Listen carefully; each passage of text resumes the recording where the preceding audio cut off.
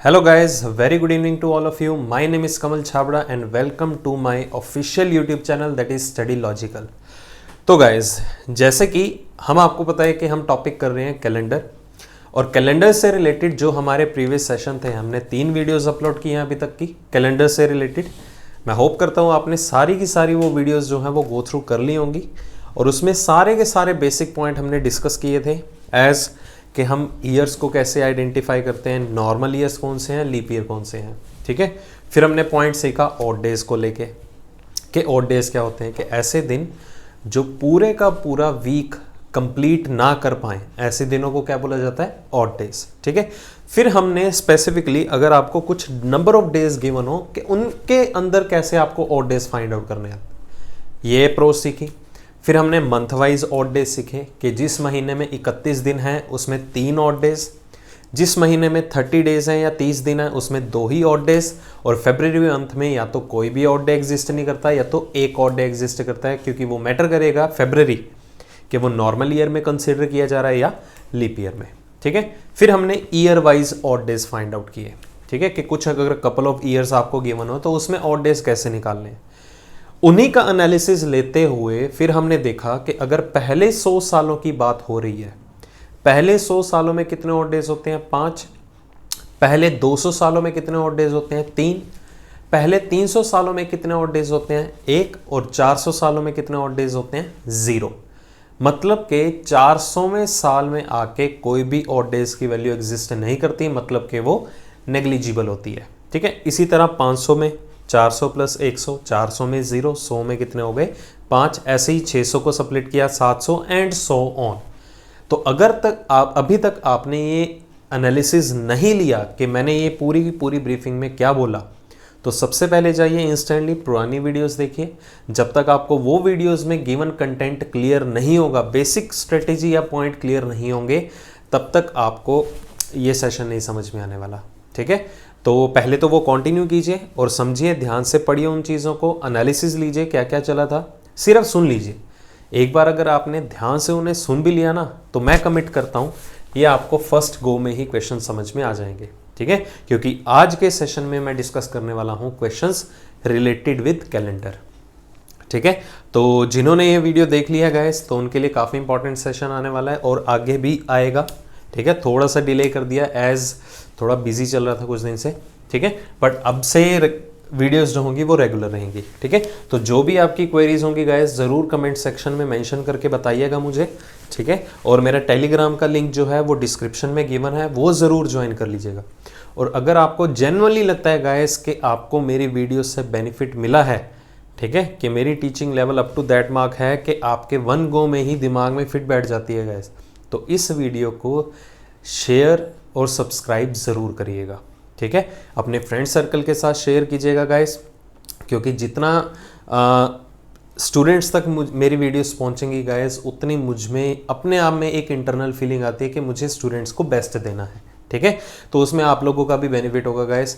चलिए तो शुरू करते हैं, ज़्यादा गपशप नहीं मारते हैं। तो पहली टाइप हम डिस्कस करेंगे, वैसे 4-5 वैरायटी के क्वेश्चन बनते हैं कैलेंडर में, तो हम सबसे पहले फर्स्ट टाइप डिस्कस करने वाले हैं, द मोस्ट इंपॉर्टेंट टाइप, कि अगर आपको किसी भी एक स्पेसिफिक डेट को डे फाइंड आउट करना हो, ठीक है। जैसे कि बहुत मोस्टली कॉमन यूज होने वाली एक डेट है, जैसे कि 15 अगस्त 1947, 15 अगस्त 1947 इंडिपेंडेंस डे, ठीक है, जिस दिन भारत आज़ाद हुआ था। तो सेलिब्रेशंस तो हुई होंगी, तो उस दिन कौन सा था जिस दिन ये सेलिब्रेशंस हुई थी, 26 जनवरी 1950, 26 जनवरी 1950 Republic day first time celebrate हुआ था। कोई ना कोई तो दिन होगा जिस दिन हमने सेलिब्रेट किया होगा, मंडे था, ट्यूसडे था कौन सा, बस वही एक स्पेसिफिक डेट को कौन सा दिन एग्जिस्ट करेगा या करता था या कर रहा है, हमें वो चीज़ फाइंड आउट करनी होगी। आई होप आपको क्वेश्चंस की क्लैरिटी हो चुकी होंगी कि हम क्या डिस्कस करने जा रहे हैं। तो इससे रिलेटेड क्वेश्चन कैसे बनेगा, पहले वो देख लीजिए कि which day will fall on, यहां डेट मेंशन कर देते हैं 15 अगस्त 1947, सॉरी गाइस यहाँ पर है 1947 के 15 अगस्त 1947 को कौन सा दिन था? Monday, Tuesday, Wednesday, Thursday, Friday, Saturday या संडे? तो इन 7 दिनों में से बताना है हमें दिन कौन सा एग्जिस्ट करता था जिस दिन हमें आज़ादी मिली थी, 15 अगस्त 1947 को। तो पहले मैं इस क्वेश्चन को आपके सामने लेके आऊँगा कंसेप्ट वाइज कि हम इसमें ऐसा क्या कंसेप्ट फॉलो करेंगे कि हमें उस दिन को स्पेसिफिक डे मिल जाएगा। तो मैं पहले आपको मेंटली क्लियर कर देना चाहता हूँ ये बात, और आप भी उसी वैसे ही समझ के चलेंगे। पहले जो मैं ये मेथड समझाने वाला हूँ या जो कंसेप्ट मैं फॉलो करने वाला हूँ वो रहेगा लेंदी मेथड, क्योंकि मैं डिटेल में कंसेप्ट बताऊंगा, ठीक है। और आपको थोड़ा लेंदी लगेगा और टाइम टेकिंग भी लगेगा, बट इतना कमिट करता हूँ अगर आप अपने एंड से 4-5 एग्जाम्पल्स इनसे रिलेटेड कर लेंगे तो गारंटी मेरी है विद इन सेकेंड्स के अंदर क्वेश्चन को सॉल्व करेंगे। तो मुझे हर एक चीज़ इलेबोरेट करनी है 1 बाय 1, तो आपको कहीं ना कहीं थोड़ा टाइम टेकिंग लग सकता है, ठीक है। तो ये सेशन करने के बाद हम अगले सेशन में इन्हीं सेम क्वेश्चंस का एक शॉर्टकट मेथड भी लेके आएंगे, ठीक है। तो पहले मेन कंसेप्ट आना बहुत ज़्यादा ज़रूरी है गाइस, शॉर्टकट तो हर कोई करवा लेता है, ठीक है। मेन कंसेप्ट आना बहुत ज़्यादा ज़रूरी है। चलिए सुनिए ध्यान से फिर। तो 15 अगस्त 1947 को दिन कौन सा था हमें ये फाइंड आउट करना है। तो यहां पर आपको क्या करना होगा, सबसे पहले आपका स्टेप नंबर 1 क्या होना चाहिए? हम सबसे पहले स्टेप्स की बात करेंगे। स्टेप नंबर 1 क्या होना चाहिए? जो आपको स्पेसिफिक डेट गिवन है दैट इज 15 अगस्त 1947, आपको सबसे पहले देखना होगा कि इतने यहां पर अब तक ऐसे कितने ईयर्स हैं जो कंप्लीट हो चुके हैं, ठीक है। कितने साल ऐसे हैं जो कंप्लीट हो चुके हैं। अगर हम बात करें तो 15 अगस्त 1947 मतलब के 1947th ईयर जो है वो तो रनिंग में हो गया। देखो अभी हम 1947 में रनिंग में चल रहे हैं, 15 अगस्त पे पहुंचे हैं, अभी 31 दिसंबर तक जाएंगे तो ही ये ईयर कंप्लीट होगा। बट अगर हम बात करें तो 15 अगस्त 1947 में 47th ईयर जो है वो रनिंग में है, मतलब कि इससे पिछला मतलब कि 1946 साल जो है वो ओवरऑल कंप्लीट हो चुके होंगे। 15 अगस्त 1947 में हमने ये देखा कि कितने ईयर्स कंप्लीट हो चुके हैं, तो कितने कंप्लीट हो चुके हैं? 1946 साल कंप्लीट हो चुके हैं। मतलब कि गाइस हम ये देखेंगे जब ईयर बनने शुरू हुए थे 1 जनवरी 1 साल कहीं ना कहीं से तो शुरू हुआ होगा, तभी हम 1947 तक पहुंचे, तभी हम 2020 में घूम रहे हैं, ठीक है। तो साल बनने तो कभी ना कभी शुरू हुए थे। तो पहला साल क्या था? नंबर 1, दूसरा नंबर 2, सीक्वेंस में चलते आया है। तो इसी तरह 1 जनवरी 1 भी होगी, 2 जनवरी 1 भी होगी, ठीक है। कंटिन्यू करते करते हम ये देखेंगे कि 15 अगस्त 1947 तक ऑड डेज कितने आते हैं, क्योंकि मैंने आपको फर्स्ट सेशन में भी क्लियर किया था ऑड डेज की डेफिनेशन के टाइम पे कि पूरे का पूरा जो चैप्टर है 90% वो किसके ऊपर बेस्ड है? सिर्फ और सिर्फ ऑड डेज के ऊपर, ठीक है। तो हम ये देखेंगे ये 15 अगस्त 1947 तक कितने ऑड डेज हमारे पास एग्जिस्ट करेंगे। जितने ऑड डेज आएंगे उसी के बिहाफ पे हम डे डिसाइड करेंगे, तो वो बात का मैटर है। तो सबसे पहले हमारा टास्क ये होगा कि कितने ईयर्स हमारे कंप्लीट हो चुके हैं। तो 1947 में अगर हम रनिंग में हैं गाइस तो हमारे 1946 साल कंप्लीट हो चुके हैं। मतलब हम ये देखेंगे 1 जनवरी 1 से लेके 31 दिसंबर 1946 तक ओवरऑल ऑड डेज कितने होते हैं इन 1946 सालों में, ठीक है। तो नंबर को देख के घबराना नहीं है गाइस, बहुत ही आसान टास्क है आपके लिए। तो यहां पर देखो आपको करना क्या है, बहुत इजी लगेगा अभी, ठीक है, अगर आपने पिछले सेशन देखे हैं तो। अदरवाइज कॉम्प्लेक्स लगे तो पहले प्रीवियस सेशन देखिए, तो इस पॉइंट पे आइएगा तो ही समझ में आने वाला है। तो मतलब कि मैं इस 1946 सालों को स्प्लिट करने वाला हूं, 1600 प्लस 300 प्लस 46। आई होप आपको ये पॉइंट क्लियर हो गया होगा। देखो 1600 और 300 कितने हो गए? 1900 प्लस 46 कितने हो गए? 1946। मतलब कि 1946 ईयर्स हमारे कंप्लीट हो चुके हैं, ठीक है। चलिए तो हम इन नंबर ऑफ ईयर्स में देखेंगे कि कितने ऑड डेज आते हैं।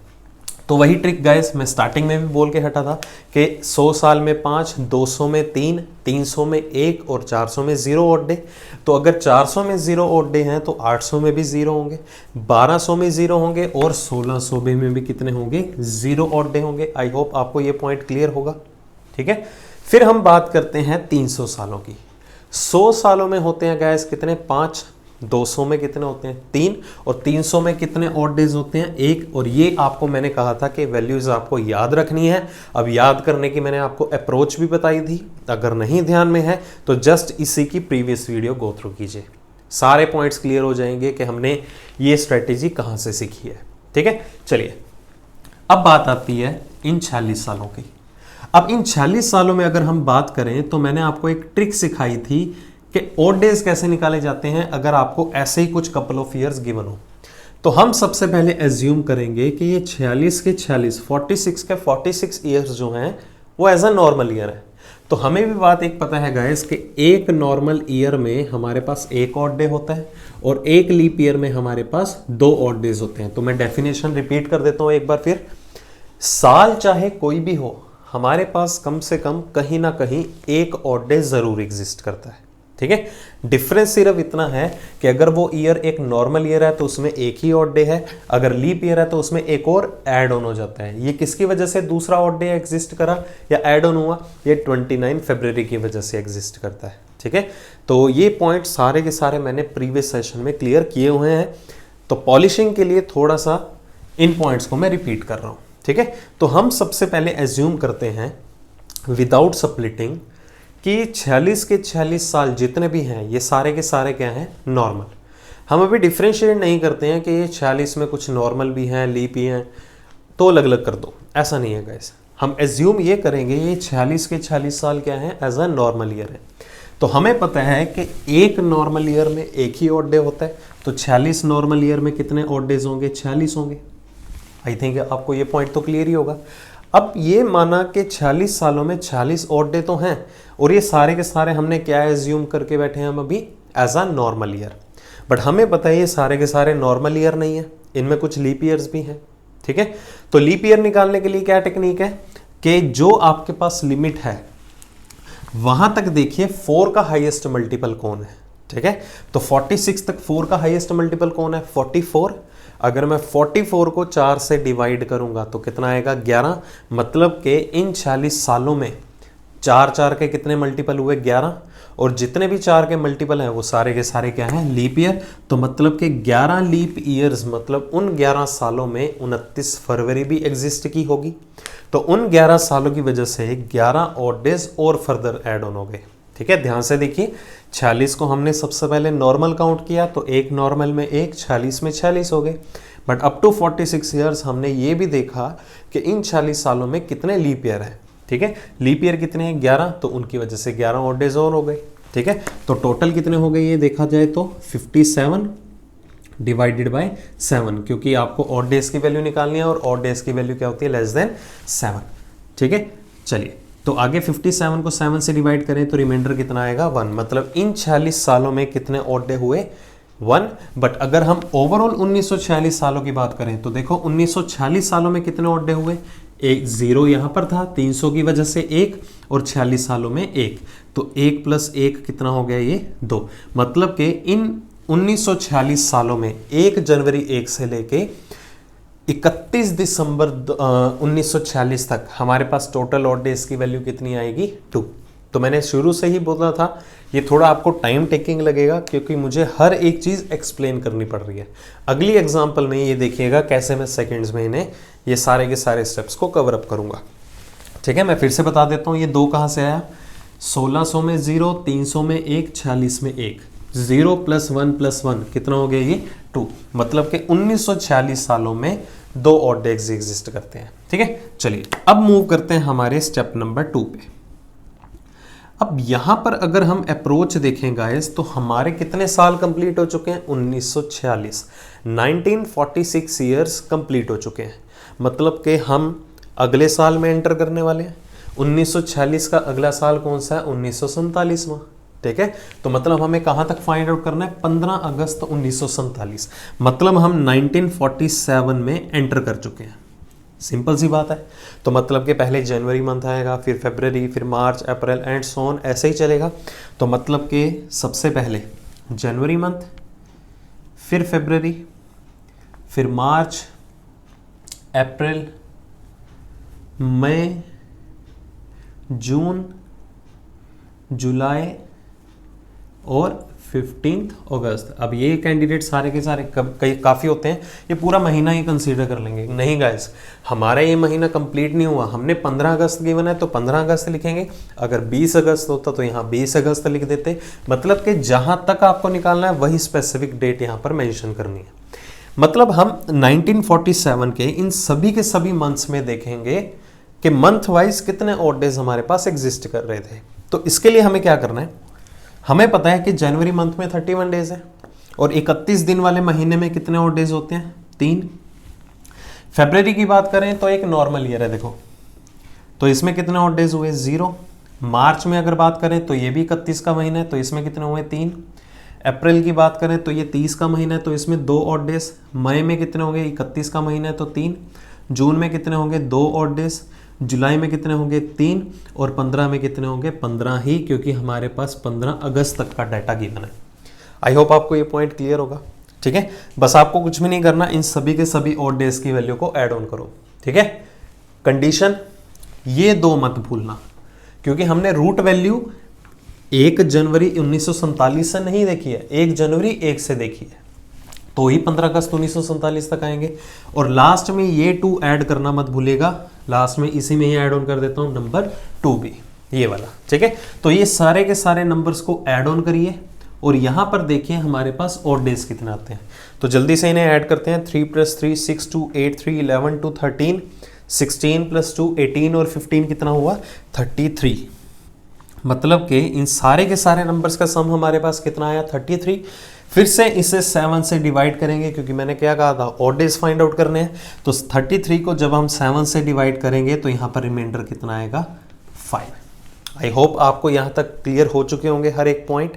अगर हल्का सा भी डाउट है तो इसके बाद हम एक और एग्जाम्पल करेंगे, उसमें हर एक पॉइंट मैं आपको क्लियर कर दूंगा। ठीक है, चलिए अब सुनिए ध्यान से। अब यहाँ पर हर ओड वैल्यू के ऊपर हमारा एक डे डिसाइड होगा। मतलब कि जब दिन बनने शुरू हुए थे तो पहला दिन कंसीडर क्या किया गया था, मंडे। मतलब कि अगर हमारे पास ओवरऑल आंसर में रिमाइंडर 1 रहता, ओवरऑल आंसर में रिमाइंडर 1 रहता, तो रिमाइंडर 1 के लिए या शेष वैल्यू के लिए हम मार्क करते हैं मंडे। ठीक है, अगर हमारे पास रिमाइंडर वैल्यू 2 आती, ओवरऑल सॉल्व करने के बाद यहाँ पर रिमाइंडर वैल्यू 2 आती, तो हम मार्क करते ट्यूसडे। अगर 3 आती तो क्या दिन होता, वेंसडे। अगर 4 आती तो क्या होता, थर्सडे। अब 5 आई है तो कौन सा दिन होगा गाइस, फ्राइडे। तो मतलब कि 15 अगस्त 1947 को कौन सा दिन था, फ्राइडे। अगर 6 आता तो डे कौन सा होता, सैटरडे। अगर कोई भी रिमाइंडर ना आता गाइस तो आंसर क्या होता, संडे। 7 नहीं बोलना, क्योंकि ऑड डेज की वैल्यू क्या रहती है, हमेशा लेस देन 7। थोड़ा प्रोसीजर लेंदी है बट है काफ़ी इंटरेस्टिंग। ये है आपका मेन कंसेप्ट कि हमें कैसे आइडेंटिफाई होता है मैन्युअली कि स्पेसिफिक डेट को डे फाइंड आउट करना हो। ठीक है, टेंशन मत लीजिए, हम ये सारी की सारी चीज़ों का शॉर्टकट भी लेके आएंगे अगले सेशन में, पक्का होगा। इसी का ही शॉर्टकट होगा, सारे का सारा चुटकियों में क्वेश्चन सॉल्व होगा। ठीक है, अभी ये मेथड समझना काफ़ी ज़्यादा इंपॉर्टेंट है गाइस, क्योंकि अगर आप कोई भी चैप्टर करते हैं, मैं अकेली रीजनिंग की नहीं बात करता हूँ, कोई भी चैप्टर अगर आप करते हैं, चाहे वो क्वांट से रिलेटेड हो, चाहे इंग्लिश से रिलेटेड हो, कुछ भी हो, ट्रिक्स से पहले उनका मेथड और कंसेप्ट सीखना आपके लिए बहुत ही ज़्यादा मैंडेटरी है। उसके बिना आप शॉर्टकट सीखेंगे, उसकी कोई भी वैल्यू नहीं है गाइस। अगर आपको कंसेप्ट क्लियर होंगे, गारंटी मेरी है, शॉर्टकट आप खुद से बनाएंगे। ठीक है, तो आई होप आपको ये पॉइंट क्लियर हो चुके हैं। तो हम एक और एग्जाम्पल लेते हैं इसी से रिलेटेड। तो मैं ये एग्जाम्पल अभी के लिए रब कर देता हूँ। ठीक है, जस्ट अ सेकेंड।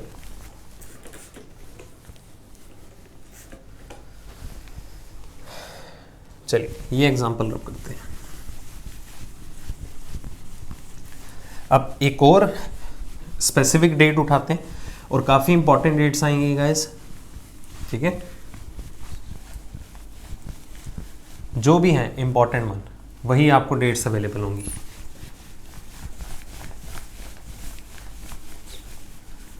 आप इस चैप्टर के बाद जो भी हम आज की वीडियो देख रहे हैं, इसके बाद आप अपने एंड से, ठीक है, घर में आपके जितने भी मेंबर्स हैं हर एक की बर्थ रेट निकाल के देख सकते हैं। तो सबसे पहले तो अपनी ही निकालिएगा, क्योंकि हमें अपनी तो डेट ऑफ बर्थ पता होती है बट डे नहीं पता होता। ठीक है, तो अपनी ज़रूर निकालिएगा। चलिए तो हम नेक्स्ट एग्जांपल देखते हैं। एग्जांपल कौन सी लें? अप्रैल मंथ में बात करते हैं कोई, ठीक है। चलिए अप्रैल मंथ में 5 अप्रैल, ईयर कौन सा लें? 5 अप्रैल 2003 की बात करते हैं। 5 अप्रैल 2003 दिन कौन सा था? ठीक है गाइस, जो भी मैं चीज़ करवाता हूँ, चाहे कंसेप्ट है चाहे शॉर्टकट है, अगर आपका बस चले तो आप इसे क्रॉस चेक भी कर सकते हैं थ्रू इंटरनेट। ठीक है, इंटरनेट पे सर्च कीजिएगा 15 अगस्त 1947, ट्राई करके देखिएगा दिन फ्राइडे आता है या नहीं, जो पिछली एग्जाम्पल है। ठीक है, इसके बाद आप इसका भी रेफरेंस लेके सर्च करके देख सकते हैं, क्योंकि क्रॉस चेक करना इज मस्ट इंपॉर्टेंट है गाइस, क्योंकि इससे आपको क्लियरिटी और भी ज़्यादा होगी। हाँ, जो आपको पढ़ाया जा रहा है जनरली वो राइट है, बढ़िया है। ठीक है, चलिए तो स्टेप नंबर 1 हमारा सेम, हम देखेंगे हमारे कितने ईयर्स कंप्लीट हो चुके हैं। ठीक है, तो कितने ईयर्स कंप्लीट हो चुके हैं? 2003 देखो रनिंग में है, मतलब कि हमारे 2002 साल जो हैं वो कंप्लीट हो चुके हैं। सेम स्ट्रेटेजी या सेम स्टेप्स हम फॉलो करेंगे। तो इन 2002 सालों तक देखेंगे, या 1 जनवरी 1 से लेके 31 दिसंबर 2002 तक देखेंगे कितने ऑड डेज हमारे पास एग्जिस्ट करते हैं। ठीक है, चलिए तो इन 2002 को स्प्लिट करते हैं अगेन, किसमें? 2000 प्लस 2 में। क्लियर हो गया, 2000 और 2 में। ठीक है, तो इन 2000 सालों में कितने ऑड डेज होंगे गाइस? 0, और 2 में 2 तो है ही है। ठीक है, 2 में तो 2 होंगे ही होंगे, क्योंकि 2001 और 2002 ही बचा। तो इन 2 सालों में कितने ऑड डेज होंगे? 2। इधर 0 क्यों? क्योंकि 400 में अगर 0 है तो 1200 में 0, 1600 में 0, 2000 में भी 0, क्योंकि ये भी किसका मल्टीपल है? 400 का। ठीक है, मतलब कि 1 जनवरी 1 से लेके 31 दिसंबर 2002 तक हमारे पास टोटल ओवरऑल ऑड डेज की वैल्यू कितनी है? 2। अब हम अगले ईयर में एंटर कर चुके हैं, दैट इज हमारा स्टेप नंबर 2। कौन सा साल शुरू हो गया गाइस? ध्यान से देखिए कौन सा साल शुरू हो गया? 2003। तो अगले साल में हम सबसे पहले किसकी बात करेंगे? Month wise. जनवरी मंथ आएगा, फिर फरवरी मंथ आएगा, फिर मार्च आएगा। मार्च के बाद कौन आएगा? 5 अप्रैल। पूरा मंथ कंप्लीट नहीं लेना, ओनली 5 अप्रैल लेना है। ठीक है, चलिए देखें ध्यान से। तो सबसे पहले जनवरी 31 दिन का महीना है, तो 3 odd days, plus normal year है तो फरवरी में कितने होंगे? 0। मार्च में भी 31 दिन है, तो इसमें कितने ऑड डेज? 3, प्लस ये 5 अप्रैल, और लास्ट में ये 2 मत भूलिएगा, 0 + 2 दैट इज 2। ये वैल्यू मत भूलेगा, क्योंकि यही मोस्ट इंपॉर्टेंट है। ठीक है, अब चलिए इनको ऐड करते हैं। 3 और 3 6, 5 11 और 2 13। 13 को जब 7 से डिवाइड करेंगे तो यहाँ पर रिमाइंडर कितना आएगा? 6। तो मतलब कि यहाँ पर 6 के लिए हमने क्या देखा? आंसर क्या था? सैटरडे। तो यहाँ से ही हमें क्लियर होगा कि 5 अप्रैल 2003 को दिन कौन सा था गाइस? सैटरडे, शनिवार था। ठीक है, अब देखिए, अब क्वेश्चन को और ज़्यादा इजी बनाते हैं। जैसे कि हमारे पास पिछले केस में अगर बात करें तो हमारे पास नंबर आया था 33, मतलब हम जनवरी, मार्च, अप्रैल, मई, जून सारे के सारे दिनों में जितने भी ऑड डेज आते हैं सबसे पहले उनको ऐड ऑन करते हैं, फिर डिवाइडेड बाय 7 करते हैं। आपको सारे का सारा ऐड ऑन करने की ज़रूरत नहीं है। अल्टीमेटली हमारा कंसर्न क्या रहता है? ऑड डेज निकालना। और ऑड डेज कैसे बच जाते हैं? जो वीक्स को अलग करके रहे। ठीक है, तो हम कपल ऑफ डेज के अंदर वीक्स को एक्सक्लूड कर देते हैं। पेंडिंग वैल्यू में जो भी दिन बचते हैं हमारे पास ऑड डेज की वैल्यू होती है। ठीक है, चलिए तो ध्यान से देखिए, इन शॉर्ट हम वीक्स को अगर एक्सक्लूड कर रहे हैं, मतलब 7 डेज का कॉम्बिनेशन बाहर निकाल रहे हैं, क्योंकि उन्हीं 7 डेज के कॉम्बिनेशन से एक वीक कंप्लीट होता है। तो यहां पर आपको ओवरऑल ऐड करने की जरूरत नहीं थी। जहां पर 7 का कॉम्बिनेशन मिलेगा उसे वैनिश करते रहो। देखो 5 और 2 कितना हो गया? 7 दिन बने, वीक एक्सक्लूड हो गया, बचा कितना? 3 + 3 6। आप डायरेक्टली ऐसे भी कर सकते हो। ठीक है, जैसे कि हमने पिछली वैल्यूज में क्या देखा? जनवरी आया, फिर फरवरी आया, फिर मार्च आया, फिर अप्रैल, फिर मई, फिर जून, फिर जुलाई, फिर अगस्त, कितना? 15। तो ये सारे के सारे नंबर ऐड करने की जरूरत नहीं थी। जहां पर आपने 15 लिया, 15 को 7 से डिवाइड करो, रिमाइंडर कितना आएगा? 1 भी ले सकते थे। ठीक है, अब यहां से कॉम्बिनेशन उठाओ। ठीक है, +2 भी था 1946 सालों के, नहीं पता तो रिवाइंड करके देख लीजिएगा। अब 7 का कॉम्बिनेशन बाहर निकालो। देखो 3 3 6 और 1 7, और कौन सा निकलता है, 3 2 5 और 2 7, बचा कितना, 3 और 2 5, और 5 के लिए हमारे पास डे कौन सा था, फ्राइडे। तो कैलकुलेशंस आपके हाथ में होती हैं, आप कितना आसानी से उन क्वेश्चंस को अटेम्प्ट कर सकते हैं। मैटर भी से वही बात बोलूंगा, मैटर करता है आपके कंसेप्ट्स कितने क्लियर है। ठीक है, तो आई होप आपको इन 2 पॉइंट से क्लियर हो चुका होगा कि हमारा एक्चुअल कंसेप्ट क्या है। ठीक है, और अभी से ही ट्राई कीजिए अपने एंड से 8 या 10 एग्जाम्पल्स करने की, ज़्यादा सोचने की ज़रूरत नहीं है। सबसे पहले तो अपनी बर्थ डेट के हिसाब से जिनको पता है क्रॉस चेक कर लेंगे, जिनको नहीं पता उनका आइडिया हो जाएगा कि वो किस दिन पैदा हुए थे।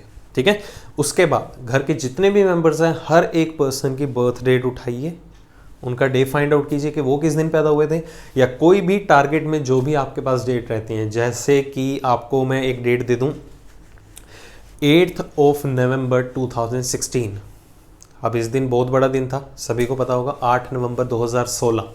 ठीक है, तो 8 नवंबर 2016 मतलब डीमोनेटाइजेशन डिक्लेयर हुआ था।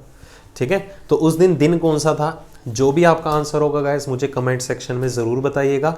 और अगली ही वीडियो के अंदर जो इसके नेक्स्ट वाली वीडियो होगी कैलेंडर की, तो उसमें हम यही क्वेश्चंस फिर से उठाएंगे, और इन क्वेश्चंस के बिहाफ पे हम देखेंगे इसे शॉर्टकट वे में कैसे कर सकते हैं, क्योंकि क्वेश्चन की लेंथ ही बता रही है कि क्वेश्चन कितना टाइम टेकिंग है। ठीक है, इतना भी नहीं है, अगर आपके माइंड में स्टेप्स हैं कि आपको कौन सी टाइम पे कौन सा स्टेप फॉलो करना है, तो क्वेश्चन इज़ वेरी इजी, तो आपका विद इन सेकेंड्स के अंदर सॉल्व होगा। ठीक है, अब यही अप्रोच हम देखेंगे शॉर्टकट के बिहाफ पे भी कि सिंगल स्टेटमेंट में हमारा आंसर कैसे आ सकता है। तो बने रहिएगा गाइस, अगली वीडियोस में भी फिर से वही बात बोलूँगा कि अगर आपको जेन्युइनली लगता है कि आपको जो है ये टीचिंग जो है बढ़िया लग रही है, सब कुछ समझ में आ रहा है, तो अपने फ्रेंड सर्कल के साथ ज़रूर शेयर कीजिएगा, ताकि मैं ऐसे ही काफ़ी ज़्यादा वीडियोस जो हैं आपके लिए लाता रहूं। तब तक के लिए guys thank you so much, और बने रहिएगा अगली वीडियोस में भी। Thank you so much and stay tuned. Bye bye guys, all the best.